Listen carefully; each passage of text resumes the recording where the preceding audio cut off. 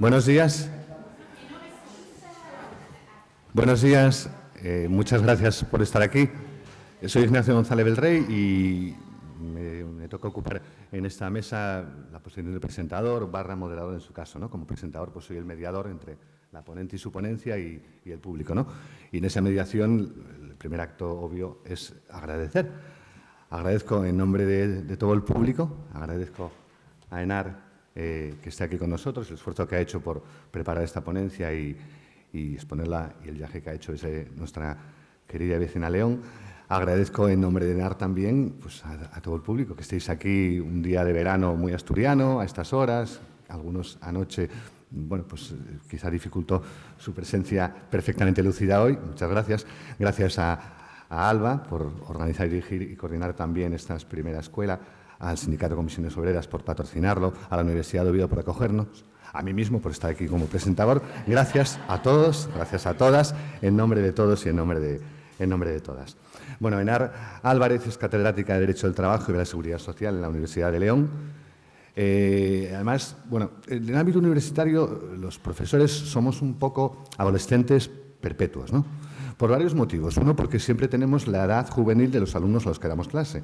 Yo llevo más de 30 años teniendo 21 años. Aunque no lo parezca, porque la vida no me ha tratado del todo bien, pero llevo 21 años así. Por otro lado, también somos un poco adolescentes porque vivimos en el mundo de las ideas, en el mundo de los ideales juveniles. A veces somos poco realistas o se nos tacha de poco realistas o poco pragmáticos. Somos un poco adolescentes también por ahí. Y por otro lado, y es lo que quiero destacar, somos un poco adolescentes porque medimos nuestro currículum y nuestra reputación en gran medida por las citas. Cuantas más citas tenemos, somos mejores. Somos un poquito adolescentes. Y en ese sentido es una de las autoras, una de las académicas más citadas de España. De hecho, es la cuarta académica universitaria española más citada. Sí, es la cuarta. Y la cuarta autora de la Academia Española con más publicaciones. Es muy... Sí, lo he mirado.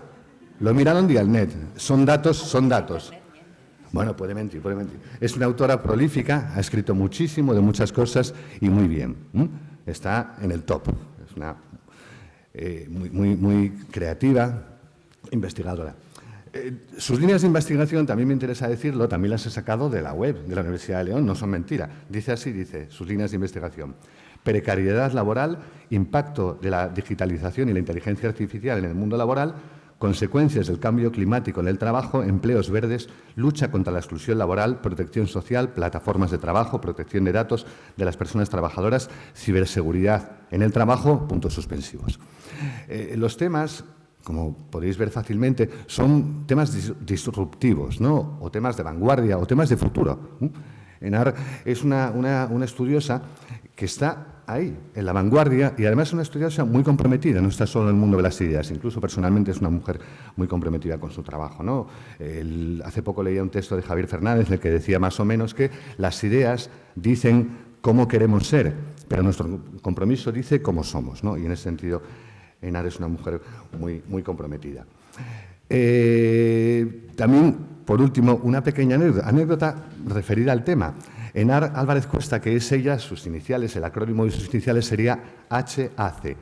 HAC es la herramienta de acción climática del Ministerio de Medio Ambiente de Colombia para estudiar los efectos, efectivamente, los efectos del cambio climático en las condiciones socioeconómicas de la gente, con lo cual estaba destinada a hablar de esto. Enar, tienes la palabra y muchas gracias por venir.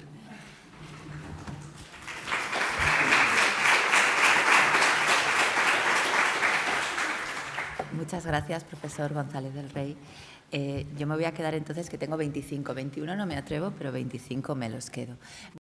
También voy a empezar agradeciendo porque me apetece mucho y creo que es de cariño. Quiero agradecer a Alba por la invitación, darle la enhorabuena por la organización, por todas las personas que han intervenido e intervendrán, excusándome a mí.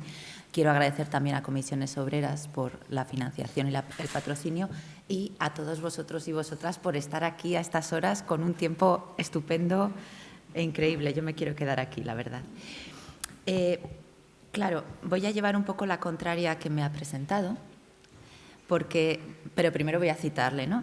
Dice el profesor González del Rey en la faceta de poeta de a veces confundo mi tiempo y tengo expectativas de pasado, ausencias de presente y nostalgias de futuro. Yo voy a cambiarlo un poco. Yo quiero tener expectativas de futuro en lo que voy a decir respecto al tiempo. ¿Por qué? A ver si esto me funciona. Ah, vale, perdón. Sí, claro. El título de la ponencia sería las distintas implicaciones del tiempo de trabajo en las transiciones digital y ecológica. Y claro, a mí me parece que están muy entrelazadas, todo está entretejido, por eso ahí aparece Penélope, que está tejiendo y destejiendo. Entonces, a mí me parece que con el tiempo de trabajo, sobre todo en esas dos transiciones, es necesario tejer y destejer. Tejer y destejer conceptos que tenemos muy asentados y que quiero destejerlos y a lo mejor tejer otros que deberían ser el futuro. Por eso quiero expectativas de futuro.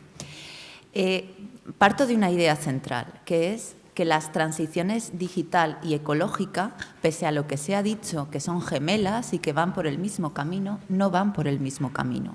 Y tienen implicaciones diferentes, por eso lo acertado del título, tienen implicaciones diferentes respecto al tiempo de trabajo. Y voy a intentar explicarme, pese a que están un poco imbricadas, voy a intentar explicar las distintas implicaciones. Y voy a empezar por la transición ecológica. Vale. Claro. No quiero, creo que hablo a personas convencidas, con lo cual no me voy a extender en los efectos del cambio climático. Si esto lo estuviera diciendo un poco más al sur, estaríamos todos súper convencidos, hace demasiado calor para el tiempo que estamos, nuestro mundo está cambiando y vamos a parecernos un poco a eso, a que todo lo que conocemos va a cambiar y si no hacemos nada, que sería la imagen de la derecha, podemos hablar, pero si no actuamos nos vamos a hundir, nos vamos a inundar. La crisis climática, la forma de afrontar la crisis climática son dos estrategias de adaptación y estrategias de mitigación. Las estrategias de adaptación van referidas a adaptarse a cómo las empresas, personas trabajadoras, sectores productivos y ciudadanía pueden adaptarse a las nuevas condiciones climáticas. Y las estrategias de mitigación van referidas a cómo sí podemos parar esto. El último informe de 2023 del Grupo de Expertos en Cambio Climático nos está gritando que los efectos del cambio climático están ya aquí y que son causados por el ser humano y difícilmente vamos a poder alcanzar los objetivos, por ejemplo, del Acuerdo de París de 2015. Bueno, estas estrategias de adaptación y de mitigación tienen impacto en el tiempo de trabajo. Voy a empezar con... Voy a ver que se me olvida. Vale. En tiempo... No, veo bien, gracias. Adaptación frente a fenómenos meteorológicos extremos, adaptación frente a nuevas condiciones de trabajo y cambio en las formas de producción. Y esto tiene implicaciones en el tiempo de trabajo. Tiene implicaciones de forma puntual y tiene implicaciones de forma sostenida. Por ejemplo, en las nuevas condiciones de trabajo, si estamos viendo que la temperatura va a estar subiendo, hoy este verano es el verano más caluroso desde el que tenemos noticias, pero el próximo año vamos a estar diciendo lo mismo, ¿es sostenible humanamente que tengamos los mismos horarios y que sigamos produciendo igual? Quizá no sea sostenible. Quizá no podemos tener los mismos horarios y la misma producción en estas nuevas condiciones. Con lo cual es necesario adaptar horarios, reducir la jornada, que también es una de las medidas. Sé que otras personas van a hablar de reducción de jornada, yo solo lo voy a mencionar, pero es necesario reducción de la jornada y una distinta distribución del tiempo de trabajo frente a estos fenómenos que no son puntuales, que son sistémicos y continuos. No es posible mantener los mismos horarios, no es posible siquiera mantener la misma producción. La OIT ha estimado, nunca me acuerdo de los números porque son números y cambian, las millones de horas que se han perdido de productividad por los efectos de las olas de calor, con lo cual es imposible seguir manteniendo las mismas formas de producción. Esto va a ser de una forma disruptiva y va a cambiar nuestros horarios y nos vamos a adaptar de una forma muy revolucionaria. Yo creo que no. Yo creo que el cambio en los horarios va a ser progresivo, va a ser una revolución lenta. De hecho, en los convenios colectivos ya se está viendo No en todos, es una generalización lo que estoy haciendo, pero ya se está viendo cómo están cambiando los horarios, sobre todo en verano. Pero esto va a extenderse, necesariamente va a extenderse. Yo creo que leí ayer que en Italia se estaba prohibiendo trabajar al aire libre, en determinadas zonas de Italia, trabajar al aire libre porque era imposible seguir trabajando al aire libre. Insisto que no estoy hablando de un fenómeno puntual, estoy hablando de un fenómeno sistémico. ¿Qué pasa con los fenómenos meteorológicos extremos o adversos? Que van a hacer también necesario cambios puntuales en el tiempo de trabajo. Y esto se une a los cambios necesarios en las formas de producción para adaptarse a esas nuevas condiciones. Y aquí traslado a vosotros y a vosotras, os traslado preguntas.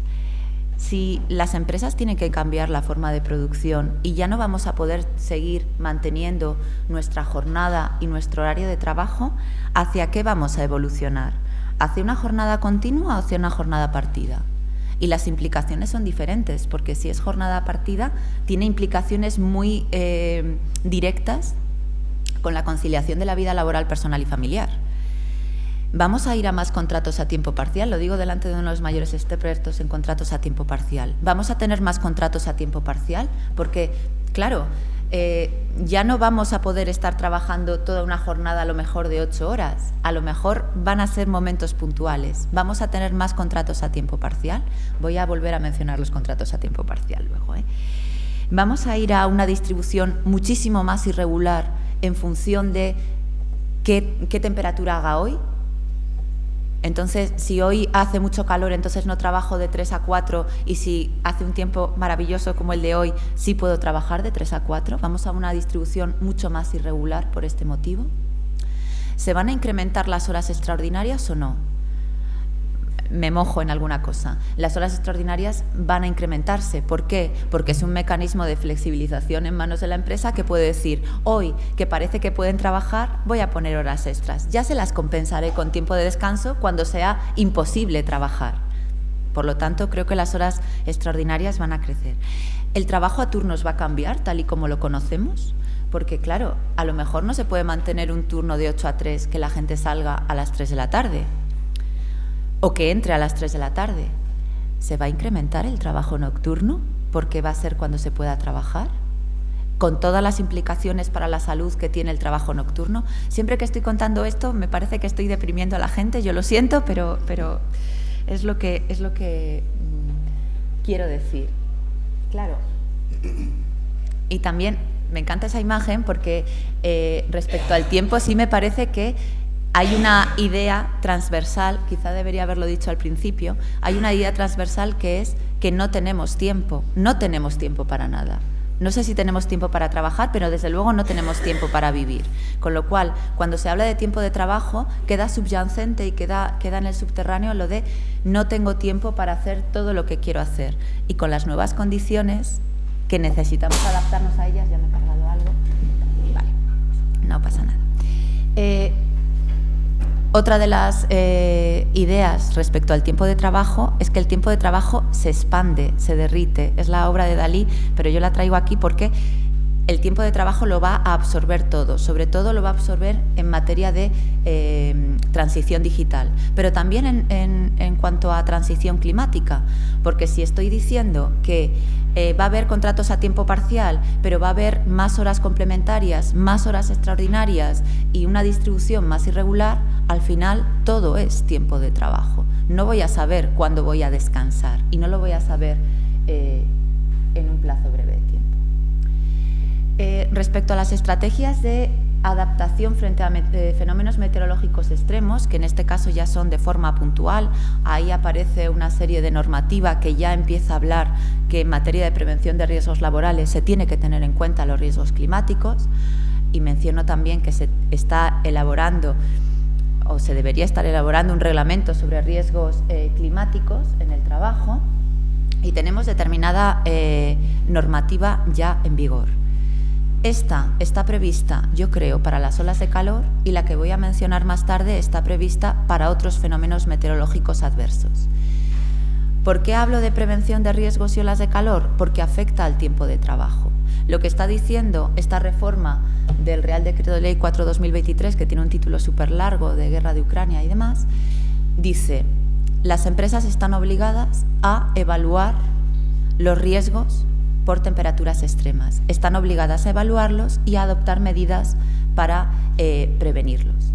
¿Cuáles son las medidas para prevenir frente a temperaturas extremas? Está claro que tener agua, hacer descansos, no trabajar nunca en solitario y protección solar, claro, y además adaptar los horarios. Adaptar los horarios, incluso reducir los horarios, incluso paralizar. Menciona además que cuando las agencias meteorológicas estatal o autonómica tengan alerta naranja o roja, si no funcionan las medidas de prevención que se han debido implementar antes, frente a ese aviso, es necesario que la empresa adopte alguna de estas medidas que pasan por la adaptación, la reducción o incluso la paralización de la actividad. Y esto afecta al tiempo de trabajo. Es verdad que no solamente por calor extremo, también por tormentas, por vientos huracanados y demás.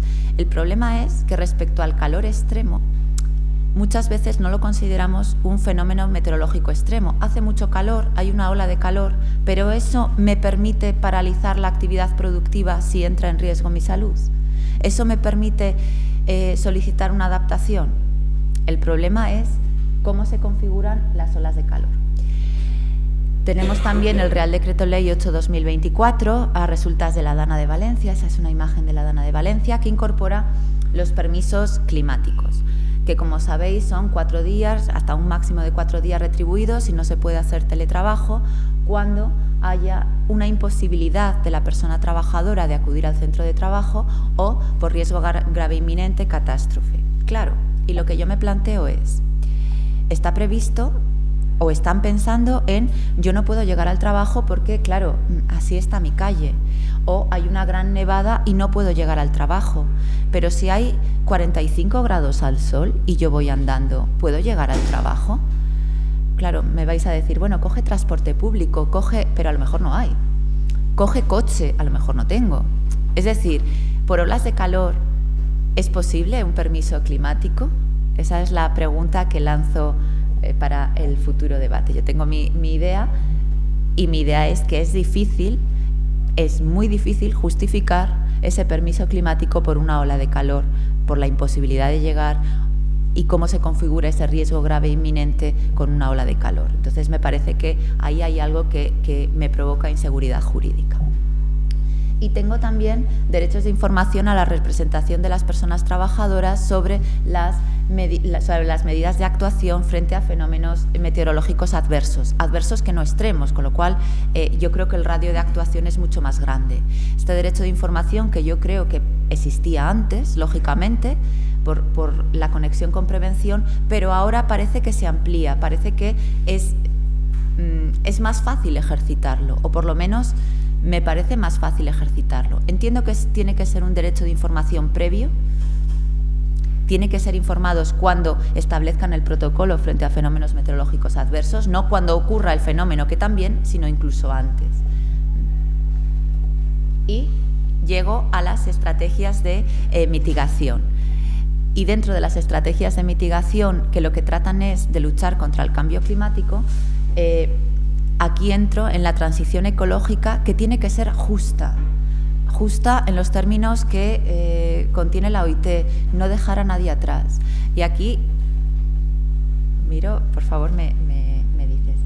Esa transición ecológica está impuesta por una serie de normativa que tenéis ahí, que llega desde reglamento de la Unión Europea hasta nuestra Ley 7/2021 de Cambio Climático y Transición Energética. Nuestra ley, esto como es un poco más aburrido, lo paso muy rápido, es así. Tenemos Plan Nacional de Adaptación al Cambio Climático. Me parece muy importante dos cuestiones. Que en la Ley de Cambio Climático y Transición Ecológica se hable de trabajo decente, y en trabajo decente voy a meter una jornada que permita vivir dentro del trabajo y vivir fuera del trabajo, y que en los instrumentos de desarrollo de la Ley de Cambio Climático hable o prevea evaluar territorios, sectores y población y las capacidades de adaptación. Esto ya sí que es, yo decía que tenía 25 años, aquí se me nota que no los tengo, vale.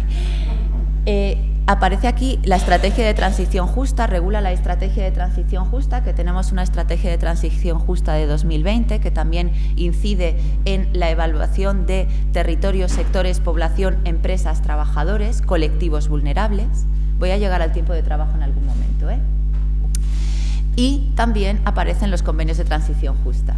Y como estoy en Asturias, que es hermana de León, y tenemos los mismos problemas, los convenios de transición justa ahí aparecen donde se están llevando a cabo convenios de transición justa.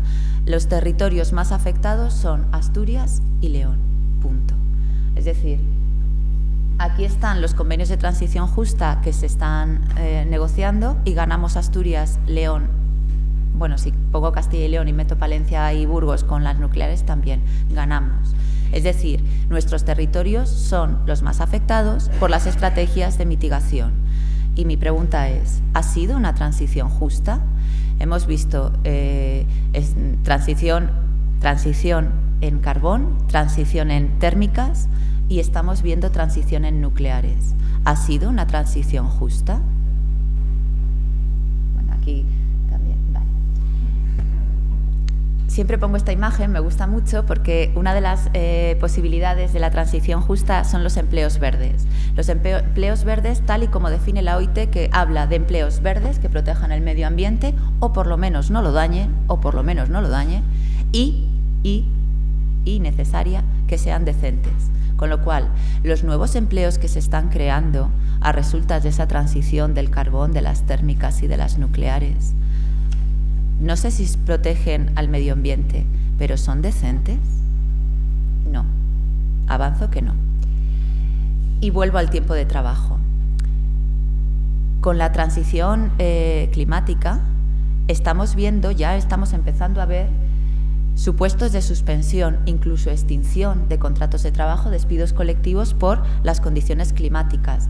Freysenet hizo un ERTE que luego ha transformado en ERE porque dice que la sequía le va a impedir producir. ¿Y cuáles son los sectores más afectados por el cambio climático? Es muy difícil adivinar a qué me refiero ahí, pero me gusta mucho la imagen porque en la imagen de la izquierda es la lana de la oveja y ahí están todas las semillas que ha ido cogiendo en su pelo a lo largo de su transhumancia, ¿no? Y en la parte de la derecha es el lúpulo, el que se hace la cerveza. León es la primera productora de lúpulo, es el lúpulo hecho obra de arte. Entonces me gustaba eso. Uno de los sectores más afectados por el cambio climático es el sector agropecuario. Es el sector... Ay, ya me he ido para acá, vale. Recuerdo que el sector agropecuario está regulado, su jornada de trabajo tiene jornadas especiales de trabajo regulados en el Real Decreto 1561/95 de hace 30 años. Desde hace 30 años, vale. Tenemos jornadas especiales desde hace 30 años. En el sector agrícola tenemos una distribución irregular de la jornada potenciadísima, anual, semanal, mensual, diaria. Tenemos una intensificación del trabajo en momentos puntuales bestial. Tenemos una ampliación de la jornada en momentos puntuales enorme. Esto se lleva a los convenios colectivos, con lo cual tenemos convenios colectivos de la agricultura que fijan jornadas muy casuísticas, muy heterogéneas y además muy difícil controlables por la inspección de trabajo, muy difícil. Todo eso lo metemos en el cóctel y a ello le sumamos los cambios que está experimentando la meteorología, las condiciones climáticas. El sector agrícola que se tiene que transformar, que a lo mejor no va a poder cosechar cuando lo hacía, no va a poder sembrarlo cuando lo hacía o no va a poder sembrar lo que sembraba porque ya no se va a producir. ¿Cómo se va a transformar la jornada a resultas de este cóctel? Si tenemos una legislación que favorece la ampliación de la jornada, si tenemos unos convenios colectivos que pueden favorecer la ampliación de la jornada y además tenemos un momento de mucha incertidumbre en los cambios, que yo no voy a saber cuándo voy a poder recoger, cuándo voy a poder sembrar, cuándo voy a poder hacer muchas cuestiones. Eso trasladado a la jornada de las personas trabajadoras me salta por los aires. ¿Os he convencido? Bien. Y paso al segundo sector más afectado.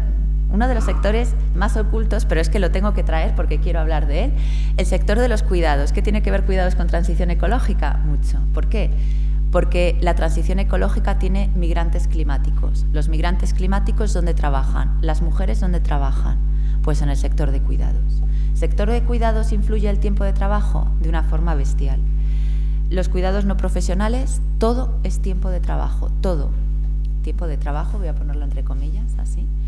En la ayuda a domicilio, de nuevo, tenemos una parcialidad muy grande.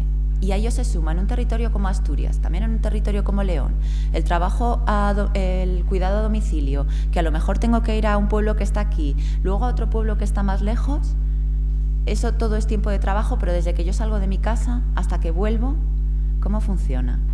Y luego, el trabajo al servicio del hogar familiar. Las internas, todo es tiempo de trabajo al final. Eso se llamaba de otra manera. Cuando aunque no sean internas, cuando hay salario en especie, cuando estoy comiendo, estoy trabajando. A lo mejor sí me lo dicen, sí. Entonces ya no estoy descansando, todo es tiempo de trabajo. ¿Y los tiempos de espera? Por tanto, creo que hay que darle una vuelta al trabajo de cuidados. Y, de nuevo, tenemos otro de los sectores más afectados, que es el transporte. También afectado por el Real Decreto 1561/95 de jornadas especiales. Y aquí, en el transporte, voy a decir jornadas especialísimas de trabajo. El transporte es afectado por la transición ecológica porque, de acuerdo con la Unión Europea, es uno de los sectores que se tiene que transformar. Se está apostando por un sistema de transporte, no solamente de coche, se está apostando por el transporte ferroviario, por otros modelos de transporte, incluido el aviación, incluido marítimo.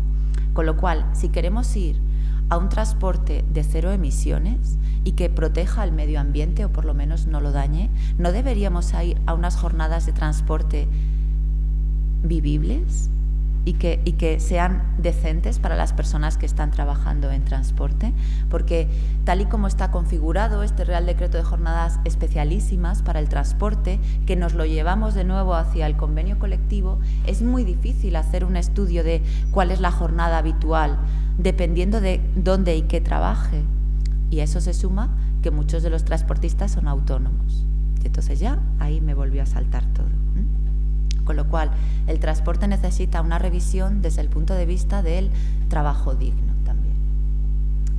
Y aquí llega ya la segunda parte, que es la transición digital. La transición digital, a mí me gusta mucho esa imagen porque es, para mí la niña es la inteligencia artificial. La inteligencia artificial es la que ha hecho saltar todo por los aires y entonces ya aquí todo lo que podíamos decir de tiempo de trabajo ya no sirve para nada. En la transición digital, cuando ya antes decía que en la transición ecológica el tiempo se derrite y el tiempo se invade todo, aquí ya llevado al extremo. En la transición digital todo es tiempo de trabajo. En la transición digital se borran las coordenadas clásicas de lugar de trabajo. En digital no hay lugar de trabajo, pero es que tampoco hay tiempo de trabajo, no hay fronteras, se deslían las fronteras del tiempo de trabajo. Y se dilata de nuevo el tiempo de trabajo. Voy a mencionar en la transición digital dos cuestiones: teletrabajo y trabajo en plataformas. Todo mediatizado, insisto, por la inteligencia artificial, que es la que ha hecho estallar todo. Ah, claro, se me olvidaba esta imagen. Quien está devorando es el tiempo de trabajo que nos devora y que a veces no se mueve, a veces no se mueve el reloj, no pasa el tiempo porque todo el tiempo estoy trabajando, ¿no? La primera imagen, que esto es teletrabajo, quiere ser teletrabajo. Vale. Teletrabajo no solamente de la Ley 10/2021, sino más allá, que esté dentro o que esté fuera, me da igual. El teletrabajo en principio, el tiempo, perdón, en teletrabajo puede estar previsto en negociación colectiva. Realmente los convenios colectivos en teletrabajo, tiempo de trabajo, no regulan mucho tiempo de trabajo, con lo cual me voy al acuerdo individual. Y ahí ya es donde todo baja, también las condiciones laborales. ¿Hay diferencia en el tiempo de trabajo cuando se teletrabaja o no? Sí, hay diferencia. Los estudios dicen que quienes teletrabajan trabajan más horas que quienes no teletrabajan. Claro, y hay teletrabajo diario, es decir, que yo puedo hacer trabajo presencial y unas horas al día hago teletrabajo. Puede haber teletrabajo de días a la semana, puede haber teletrabajo de tiempos en el año o puede ser que todo mi trabajo sea teletrabajo. Si estoy todo el tiempo teletrabajando o al menos una jornada completa, ¿cuál es mi horario de trabajo? ¿Tengo horario de trabajo? La respuesta obviamente es que sí tengo horario de trabajo. El problema es que el teletrabajo parece potenciar la flexibilidad horaria. Y tengo flexibilidad horaria querida ¿por quién? ¿Por la persona trabajadora o acordada en el acuerdo individual que al final va a ser impuesto por la empresa? Pregunto. Hago muchas preguntas, advierto. Esa flexibilidad al final, si no está bien acotada y al final no trabajo por horas, sino trabajo por objetivos, al final me autoexploto porque estoy todo el tiempo teletrabajando, a las horas que sean, cuando sean, porque me puede llegar cualquier cosa y entonces teletrabajo. Los estudios empíricos dicen que sí. En este caso voy a hacer una diferenciación. Dicen que quienes más se autoexplotan, si lo tengo que hacer por géneros, quienes más autoexplotan son los hombres. Las mujeres no nos autoexplotamos tanto en teletrabajo. ¿Por qué? Porque pues esa mismo, porque estamos ejerciendo labor de cuidados. Por eso no nos autoexplotamos tanto en el trabajo remunerado. En el trabajo no remunerado sí, no nos olvidemos, ¿vale? Y claro, otra cuestión, los tiempos de disponibilidad obligatoria en el teletrabajo, ¿cómo se acotan? ¿Y se pueden variar? ¿Hay flexibilidad en los tiempos de disposición obligatoria? Me explico.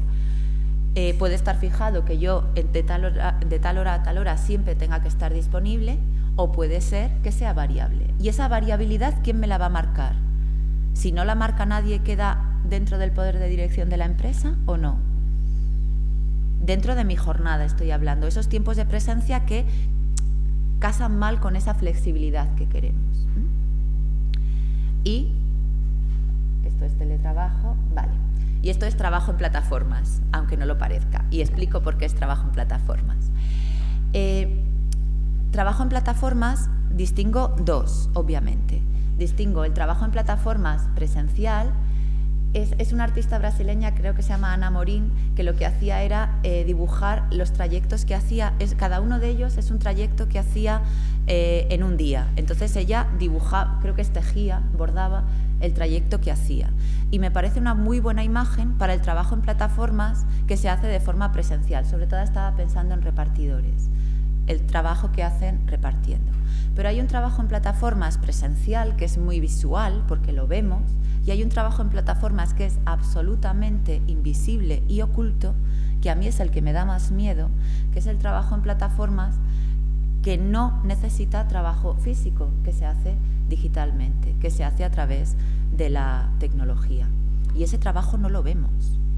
Y ese trabajo es muy difícil de medir quién está trabajando y de medir cuánto tiempo está trabajando. Trabajo en plataformas y tiempo de trabajo. Claro, si yo decía que en teletrabajo todo era tiempo de trabajo porque me permitía trabajar cuando yo quería, de repente me llega algo al móvil y estoy trabajando, o me llega algo al correo y estoy trabajando, en el trabajo en plataformas el concepto de tiempo cambia. Ahí ya no es todo tiempo de trabajo, ahí ya no estoy trabajando todo el tiempo, ahí lo que estoy es a la expectativa, ahí el tiempo de trabajo es intermitente, puntual, iba a decir, sí, imprevisible, es imprevisible.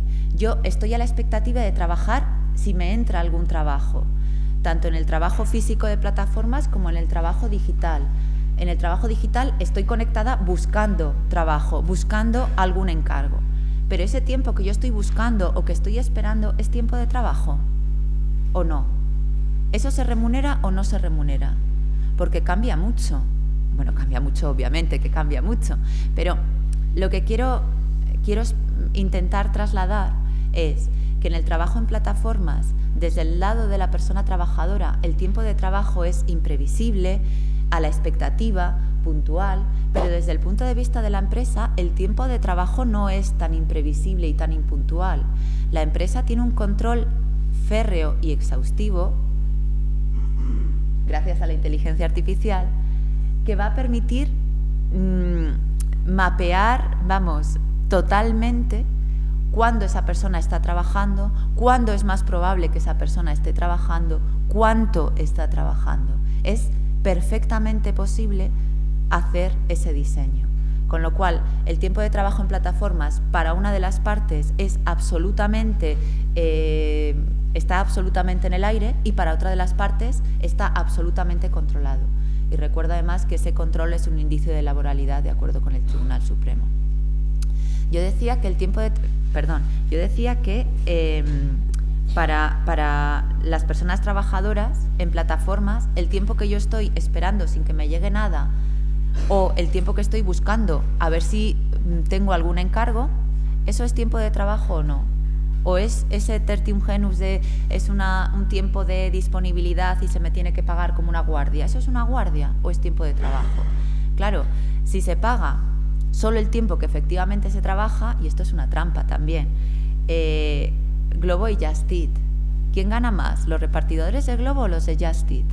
Just Eat, toda la jornada se paga, aunque no se haga trabajo efectivo, con lo cual la hora es menor. Glovo no, la hora es mayor, la retribución, porque solo se paga lo que efectivamente se trabaja, pero es una forma de medirlo tramposa, ¿no? Por tanto, es ese tiempo invertido, ese tiempo que yo estoy, a lo mejor, cuando hablo de trabajo en plataformas presenciales, fácilmente saber cuándo se está trabajando, digo para el resto de operadores jurídicos. Pero cuando se hace trabajo de plataformas online, a lo mejor yo tengo ese encargo, soy diseñadora gráfica, tengo ese encargo y luego fuera de la conexión estoy haciéndolo, eso es tiempo de trabajo. Pero ¿cómo se mide? ¿Cómo se mide ese tiempo que yo estoy trabajando? E insisto que la inteligencia artificial permite totalmente predecir las necesidades de trabajo, ajustar esas necesidades de trabajo, esas intermitencias en el tiempo de trabajo. Claro, cuando estoy hablando de intermitencias, y demás, estoy hablando de contrato a tiempo parcial. Entonces, resulta mucho más sencillo hacer contratos a tiempo parcial, que son mucho más flexibles, mucho más moldeables, como las esculturas de Richard Serrano, son mucho más moldeables, y entonces hago contratos a tiempo parcial. La tecnología va a favorecer los contratos a tiempo parcial, muchísimo, porque se ajustan más a esa posibilidad de predecir. Hay un ejemplo que seguro que ya sabéis, con un sistema de inteligencia artificial que trataba de predecir cuándo van a ser las necesidades productivas en los Starbucks, que puede predecir cuándo voy a tener más clientes y con lo cual puedo ajustar el horario de mis trabajadores a esas necesidades que voy a poder predecir. Claro, si no se tiene en cuenta eso, lo que hacían era los cloppening, se juntaba la hora de cierre con la hora de apertura y la inteligencia artificial me fijaba unos horarios imposibles de tener porque fijaban las 8 de la tarde, las 5 de la mañana y demás. La inteligencia artificial me permite predecir las necesidades productivas y adecuar el contrato de trabajo, la jornada de trabajo a esas necesidades productivas. En conclusión, lo que voy a tener son distribuciones mucho más irregulares y más contratos de trabajo a tiempo parcial, si nos fiamos de esa transición digital. Como no quiero acabar diciendo esto, creo que el derecho tiene herramientas o debería tener herramientas. Una de esas herramientas es la Directiva 2024-2831 del trabajo en plataformas, la caja de Pandora, cuando se abra en algún momento.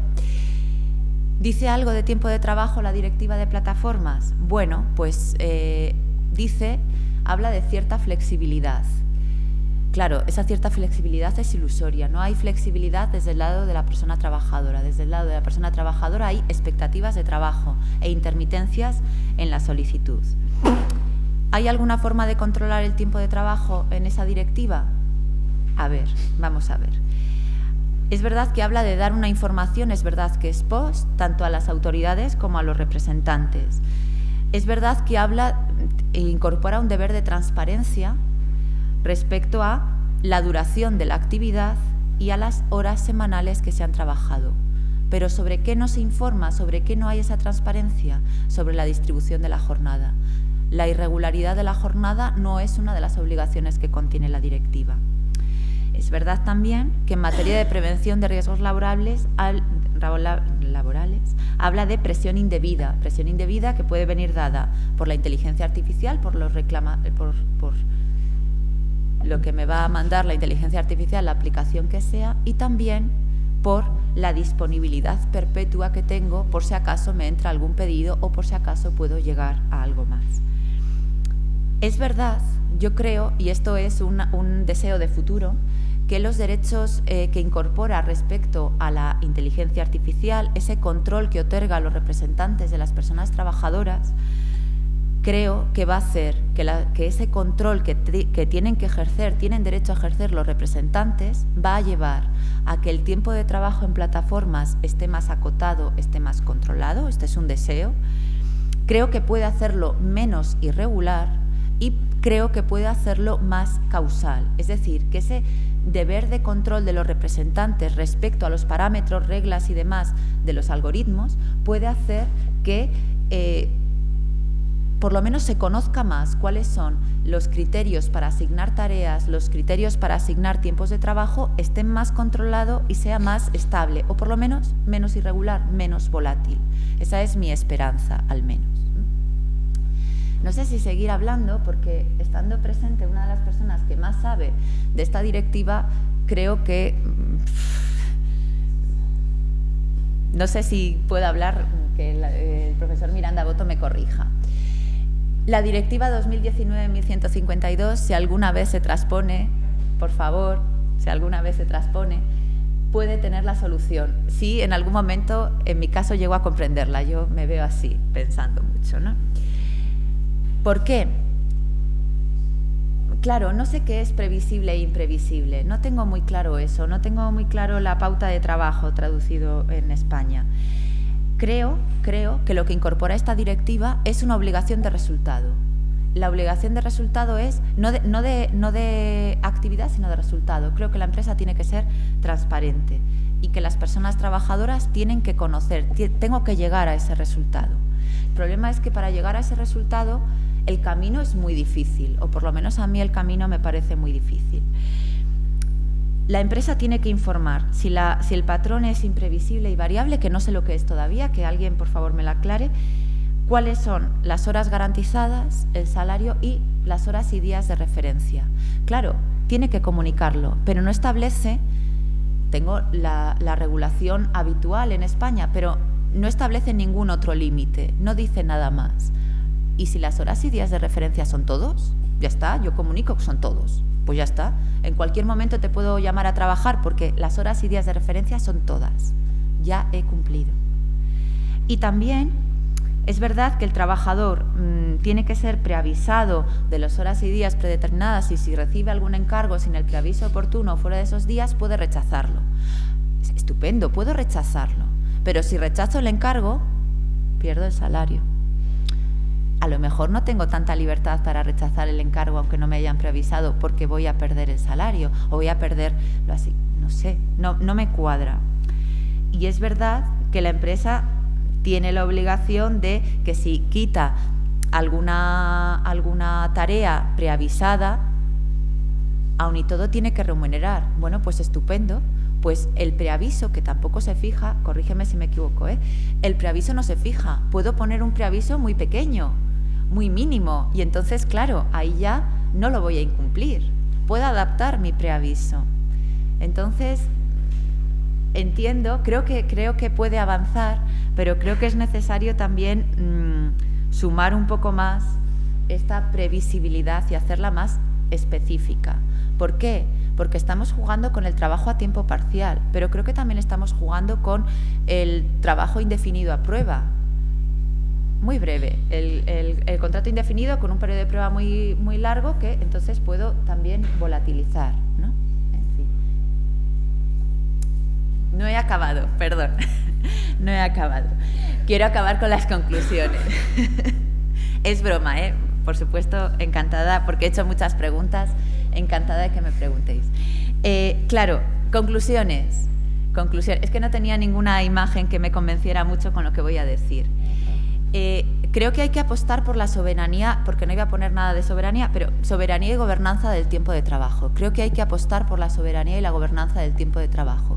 Frente a esas dos transiciones, la climática y la digital, que, insisto, empecé diciendo que no eran gemelas, pero que sí tienen efectos que se retroalimentan muchísimo, porque yo hablaba de agricultura y ganadería que estaba afectada por la transición ecológica, pero, oh sorpresa, está afectada por la digitalización. Ahora todo está digitalizado, ahora todo está robotizado.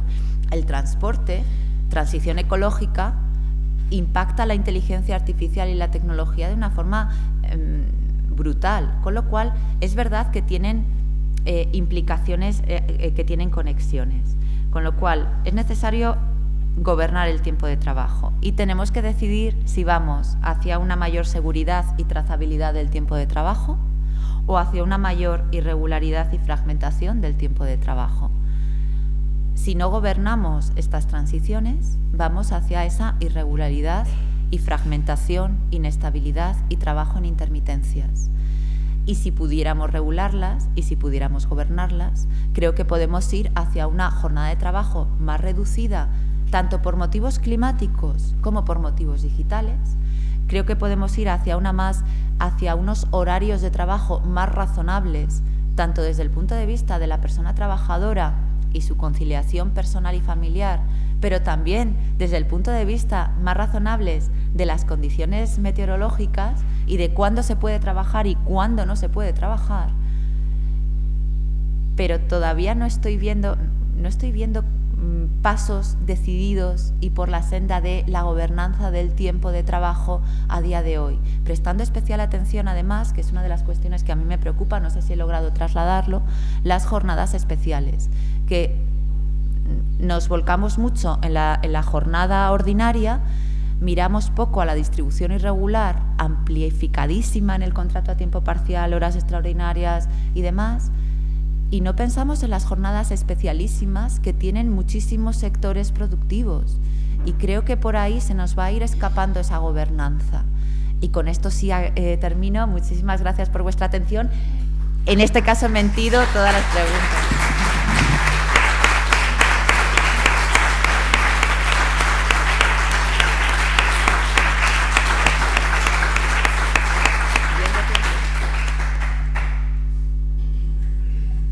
Muchísimas gracias. Ha sido, como de costumbre y esperable, una ponencia magnífica y además has sido soberana con un magnífico gobierno del tiempo de exposición, que también es tiempo del público, ¿no?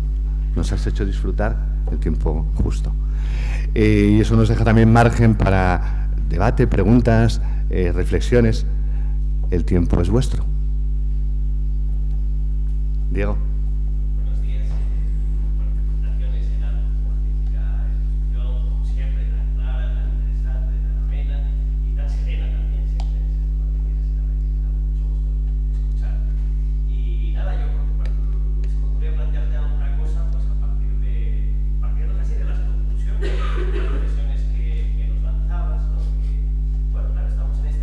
Transición de muchas cosas, digital desde luego, con un papel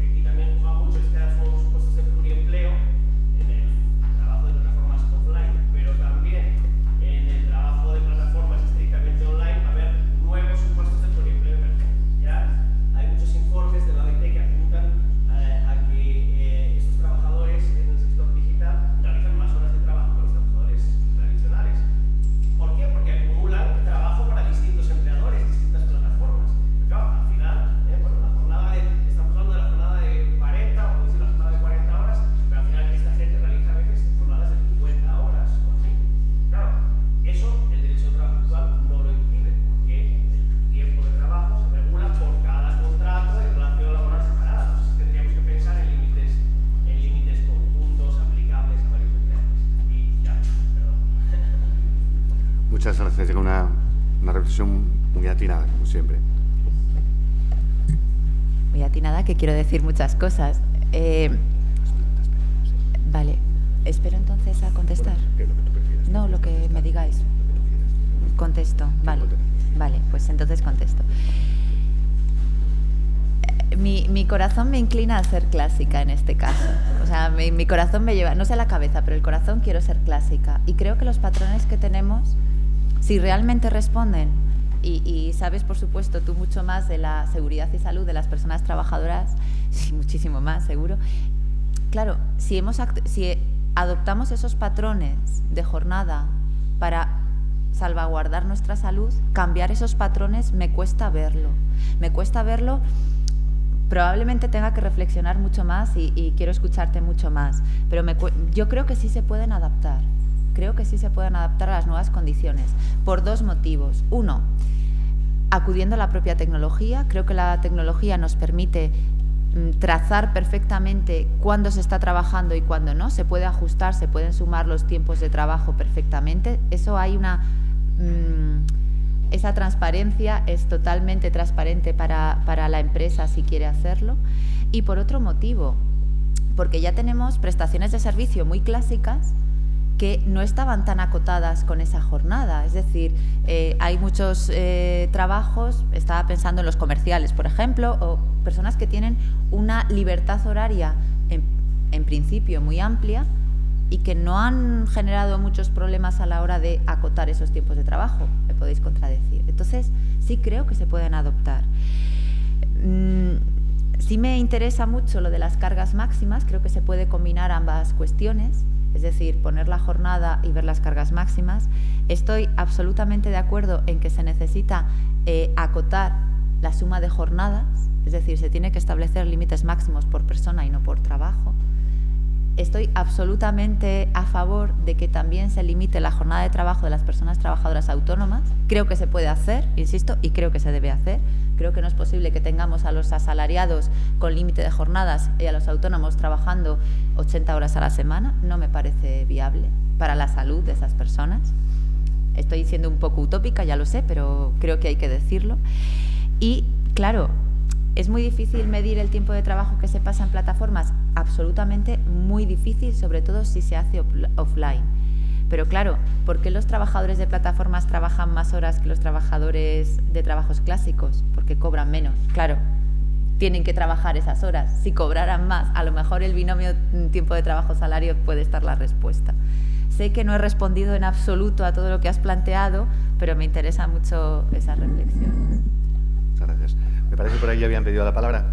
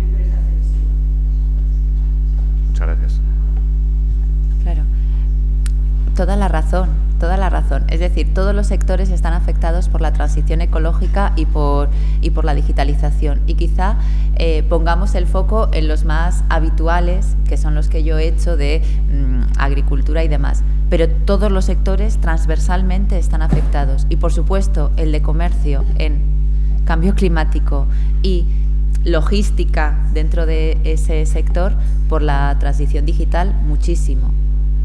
Y me ha interesado mucho tu intervención respecto a lo que has dicho de los derechos de información y consulta de los representantes. Creo que las transiciones, tanto la digital como la ecológica, con las distintas implicaciones, solo se pueden abordar, solo de forma conjunta entre empresas y representantes de las personas trabajadoras, cuando anticipan esos cambios y actúan de común acuerdo. Es decir, cuando yo hablaba antes de transición ecológica en minería, en térmicas y demás, y dudaba que fuera justa, que en mi opinión no lo ha sido, no ha sido justa porque no se ha podido anticipar esos cambios. Y creo que hacer ese tándem, anticipando los cambios, anticipando las medidas para que impacten lo menor posible en las personas trabajadoras. Nosotros, desde el punto de vista de la academia, siempre decimos lo mismo, que se anticipen los cambios, que se formen a las personas trabajadoras y se recualifiquen para las nuevas necesidades productivas y se protejan. Creo que la forma de hacerlo es con acuerdos de ese tipo. Y la visibilidad, como sabemos, en esta sociedad es súper importante y cuanto más publicidad se le dé, mucho mejor, claramente. Por aquí tenía la palabra.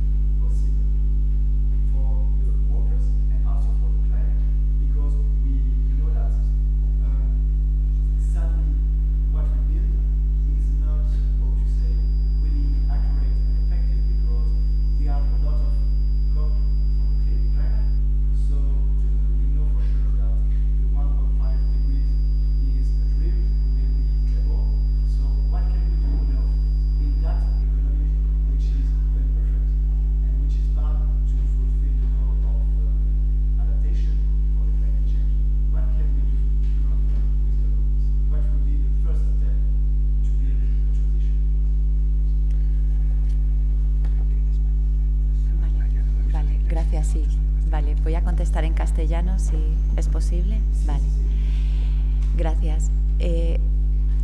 Enhorabuena, primero voy a decir enhorabuena por el altísimo nivel de las preguntas y del foro. y me has hecho una pregunta tremendamente difícil. Ojalá tuviera la respuesta. Voy a hacer la aproximación. Para mí es un tema fundamental. ¿Cuál es el siguiente paso o cuál es el primer paso para llevar a cabo una transición ecológica justa en las actuales coordenadas? Hay seguro que hay más. Hay dos opciones. O vamos a desarrollo sostenible, con ese capitalismo imperfecto que mencionabas, o vamos a decrecimiento, y que asusta mucho el decrecimiento, asusta mucho. Y voy a meter otra derivada. No podemos adoptar medidas o pasos o decisiones desde el norte. Tenemos que estar pensando también en el sur global. Las decisiones que estemos tomando no podemos tomarlas desde nuestro, en este caso, eurocentrismo, porque las decisiones, más en este tema, son más universales. ¿Qué decisiones son también justas, no solamente para los trabajadores de Europa o del mundo del norte global? ¿Qué decisiones son justas para los trabajadores del sur global? Voy a hacer una respuesta a ese cuál sería el primer paso. Voy a hacer una respuesta muy políticamente correcta en este caso. Y sería el primer paso sería darse cuenta de que hay un problema, que no sé si nos estamos dando cuenta o lo dejamos. Un momento. O estamos ahí todavía hablando, muy bien, sí, sabemos que en el futuro va a pasar no sé qué, este es el año, sí, pero en el futuro no está. Creo que primero darse cuenta y segundo, actuar. ¿Cómo? Eso es lo que no me atrevo a dar una respuesta. No me atrevo. Desarrollo sostenible no sé si me convence, pero de crecimiento, que repose sobre los hombros de las personas más vulnerables, no me convence. Es decir, si el decrecimiento al final va a recaer sobre los que siempre han hecho los sacrificios, tampoco me convence. Entonces sé que no estoy dando una respuesta, ojalá la tuviera, me encantaría tenerla y agradecería que alguien me orientara, pero me preocupa mucho decisiones unilaterales desde el punto de vista europeo sin tener en cuenta cómo se reflejan en los colectivos más vulnerables de los propios Estados europeos y cómo se reflejan en países que están intentando hacer un desarrollo. Y siento no poder contestar de otra manera. Muchas gracias. Me parece que la última palabra pedida por ahí.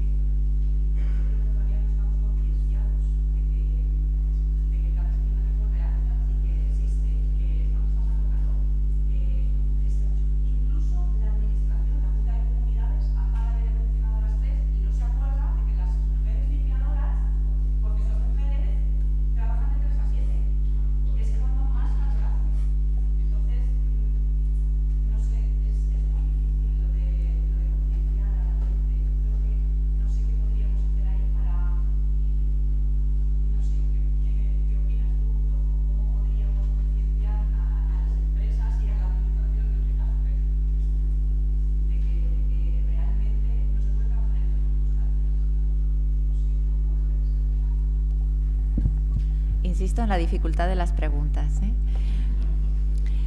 Claro, trabajar en Toledo en estas fechas, tanto en trabajos de interior cuando no estén climatizados como en exterior, me resulta imposible.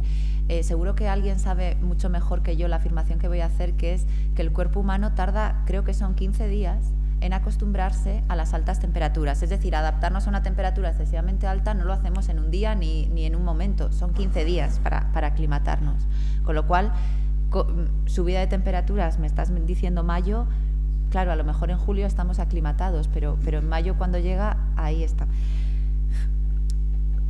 No tengo la respuesta para cómo concienciar a la administración pública y a las empresas respecto a las condiciones. Sí tengo la respuesta diciendo que están obligadas a, es decir, están obligadas. Lo que está diciendo la normativa preventiva es que las empresas tienen que evaluar los riesgos, en este caso de altas temperaturas, teniendo en cuenta las tareas que realizan las limpiadoras, y hablo en femenino, además de estar soportando la temperatura que estén soportando sin aire acondicionado, están haciendo un trabajo físico, con lo cual la tarea suma. Y tienen que tener en cuenta las condiciones de la persona, porque el calor afecta diferente. Si es una mujer embarazada, la afecta más, las personas de mayor edad sufren más el calor y, oh sorpresa, lo siento por la parte que me toca, las mujeres mayores sufrimos más los efectos del calor, con lo cual hay que tener en cuenta eso. Están obligados, no es, entiendo que hay que tener una cultura y demás y una concienciación, pero es una obligación que tienen que tener, es un riesgo que tienen que prever y tienen que tener las medidas dependiendo de las características de la actividad. Hay temperaturas máximas y están obligados a tener agua, a, si están en trabajos de exterior, tal, a no trabajar solos, a tener uniformes o equipos de trabajo adaptados a las altas temperaturas. Porque, insisto, si es un riesgo significa que puede haber accidentes, es un accidente de trabajo, con lo cual pueden tener, lógicamente, las responsabilidades. Igual que el trabajo en altura, las altas temperaturas, es que es una cuestión de obligación. Igual que nos concienciamos respecto a la prevención de riesgos, esto forma parte. Ya sé que no tengo la fórmula mágica, pero es que es una obligación. Bueno, pues creo que todos habéis gestionado fenomenal el tiempo y podemos disfrutar, por tanto, del tiempo para la pausa. Y muchísimas gracias. Hasta ahora.